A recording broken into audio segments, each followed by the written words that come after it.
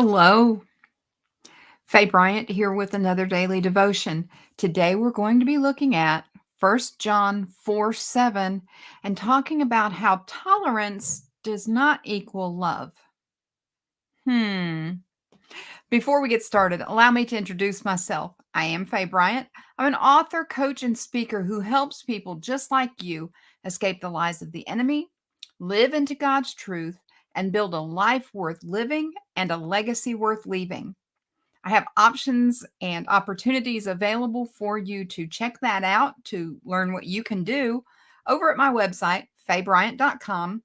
You can visit there. You can even set up a little coffee break visit for us to chat about what you're wanting in life and how I might be able to help you get there. All right. Again, that's faybryant.com. Now, if I would love it if you would share this. I would also love it if you would comment. Let me know what you're thinking. Let me, if you have a question, put it down in the comments. Let me know.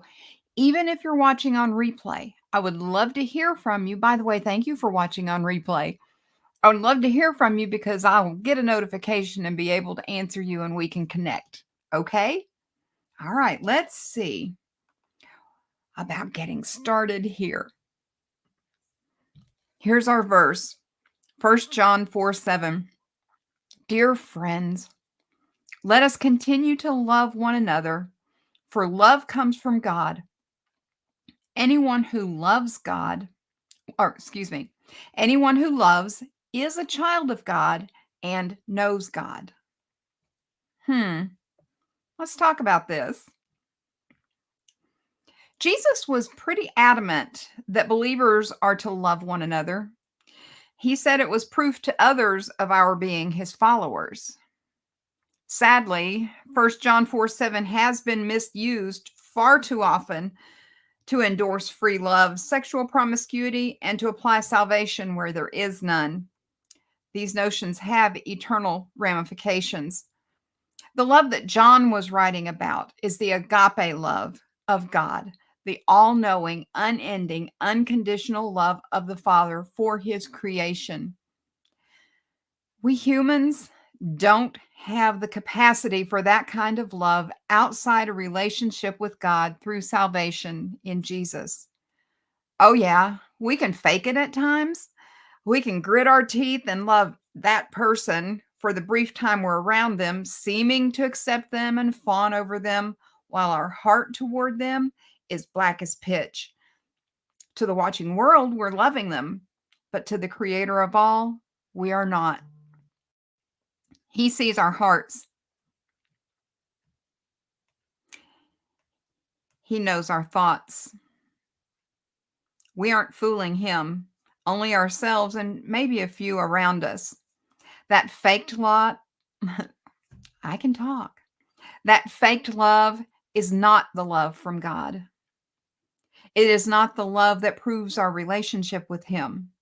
It is deceit, and that has nothing to do with God. Tolerance of a person is not love for them. Through our salvation relationship, we get to truly know God, not just know about him, but to know him. As we spend time with him, we progressively perceive him, recognize him, and get a better understanding of him, his thoughts, and his will. Today is the day to begin to examine yourself. Are you living and showing the agape love of the Father? Do you truly know him? Are you living out his will for you by showing his love to others? Coffee, Bible, journal. I titled this Tolerance Does Not Equal Love because I wanted to pinpoint that John was writing here that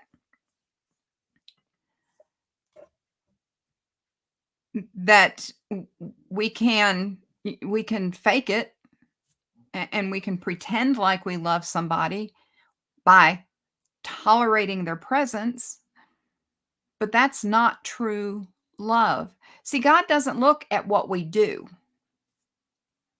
as being who we are. It's not. I mean, I can go out all day and pretend to be a police officer, but I'm not, and so I'm gonna be the one getting in trouble for acting like a police officer, right? We can pretend to be somebody. We can pretend to love somebody. But when our hearts are not loving, we are fakes. We are deceivers, and the person we're deceiving the most is ourselves. That is tolerating a person and not loving them. Now, see, what God is talking about is that love in our hearts, that love that lives within us because He lives within us. What's the first of on the list of the fruit of the Spirit? Love. When we talk about the Spirit of God who lives within us after our salvation in Jesus Christ, love lives there. The what bubbles out from us, what lives within us because the Spirit of God lives in us is love and the other 8 fruit of the Spirit. So this tolerating people, and this is going to be important going into the holidays. I think we need to notice this. There are people that we have either in our home or we go to the home of, or that they're in that place where we are that we just don't love. But we suck it up and we pretend to love them so somebody else isn't offended. Well, here's your challenge. Here's your challenge. If you'll read the rest of 1 John 4, you'll really get this challenge. Stop pretending. And I am not saying go in there and just express your hatred and just dislike them openly. I'm saying get yourself right and love them. Ow. Well, that hurts. Yeah. But see, God doesn't tell us to exhibit the fruit of the world. He tells us to exhibit the fruit of the Spirit. And he's very clear here. Love comes from God. If we are going to experience God's agape love, we're going to pour it out. And that's what we need to be prepared to do. If you're getting ready next week, Americans, next week is Thanksgiving. Christmas is coming. Birthdays happen.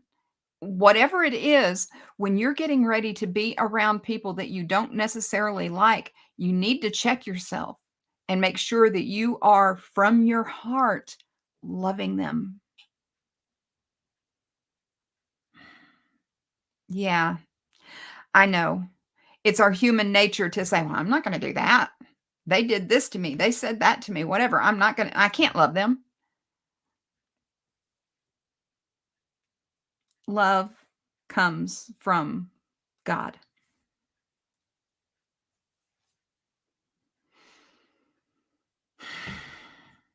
I know. I know. There are people who have hurt me. There are people who have treated me like, yeah, there are people who have said things and done things, and I get to love them too. See, I used to say I have to, but I'm going to say I get to, because see, God loves them. And if I'm going to love God, I'm going to love them. And that's where it's at. Our vertical relationship with the Almighty affects our horizontal relationship with others. And it changes our hearts and our minds. And we have to allow Him to do that. We have to take ourselves off the throne and let God be on it. When you say, I can't love, or I won't love, you have just set God off to the side and put yourself on the throne of your life. And I know this seems harsh, but this is truth. And we have to deal with truth in our lives or we get off track. And I do not want you to be off track. I also want to point out, there was another thought that I had. The part about how this verse has been used to uh, agree with cultural things about promiscuity, and that's not at all what this is talking about. That kind of if that were the kind of love that John was writing about, he would have used the Greek word eros, which is the passionate love, the intimate sexual kind of love, and that's not what he used here. That's not it. This is talking about the love of God between believers, the kind of love even for unbelievers that welcomes them in so they can come to know God. And really, what you're doing is you're allowing God to love you and let that overflow to others outside you.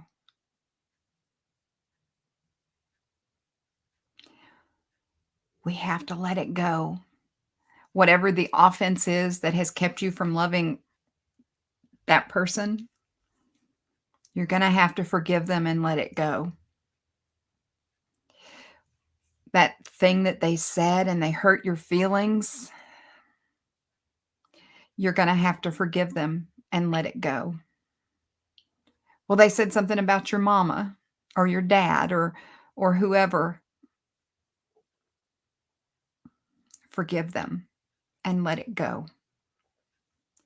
By doing that, you shift yourself off the throne and you let God be God in your life. And you walk in his will and you walk in his pleasure and you receive blessings that you could never, ever comprehend when you were holding the bitterness and hatred so tight and so close. So do this for yourself. Seriously, do this for yourself. The forgiveness and the letting go of the offenses that have been done to you is a thing, it is a gift that you give yourself. I promise it is. And you will then be expressing the agape love of the Father because you will be allowing him to love through you just like he wants to do. Are you ready for that? Yeah, maybe. No, you're still thinking you can't, but you can. You can do this. You can. I believe in you. I do. I believe in you. I believe in you. But better than that, God believes in you and he is for you. Could you have a better cheerleader? No. God believes in you and he is for you. And listen, if God is for you, no one and nothing can ever, ever, ever be against you. Hear me on this. God is for you. Believer, God is for you. And nothing and nobody can ever be against you. No matter what you're hearing in your mind, what's being whispered in your ear, none of that can succeed against you. Yeah, it's a truth. And you can live in this. It's time to get to work to apply some of these things. Yeah, me too. Hey, listen, I thank you for joining me, for looking at the scriptures and seeing how we can apply them to our everyday walking around right here, right now lives. I appreciate that so much. If you are watching on YouTube, would you do me a favor? Would you hit the little picture here that subscribes you to my YouTube channel? Be sure to hit the bell so you get notifications. And finally, go wherever God leads. Do whatever God says and be who God made you to be. Until next time, I'm Faye Bryant. Bye.